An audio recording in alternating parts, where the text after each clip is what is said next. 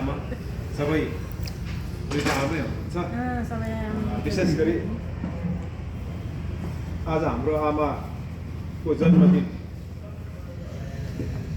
अवसरमा अब आज हाम्रो दाको आमा पनि आउनु भएको थियो। एकदम यो एउटा संयोग मिल्यो, त्यो घरिघरि हुँदैन। त्यही बसेर पनि आज भोलि सबै बिजी हुन्छ, भेटघाट हुन पनि गाह्रो छ।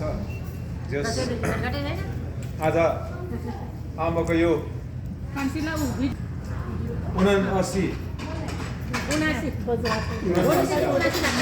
दिनमुरी 19 पाथी है, दिनमुरी 19 पाथी। अब 4 मुरी हुनलाई 1 वर्ष मात्रै है। जस अहिलेसम्म आमा चाहिँ 79 वर्ष हुनुभयो। सो अहिलेसम्म हामी चाहिँ यति खुसी लाग्छ। सबभन्दा ठुलो लकी कुरा चाहिँ अझै हाम्रै अब अहिले यहाँ उहाँहरूको नाति छोरा नाति पनाति भइसके।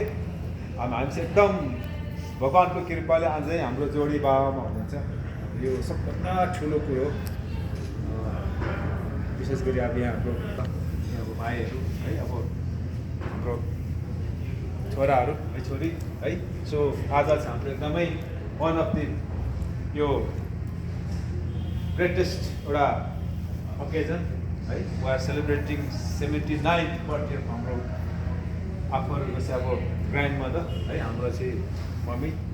सो बहन होइन, हाम्रो फ्यामिलीको सक्सेसमा बाबुआमा है।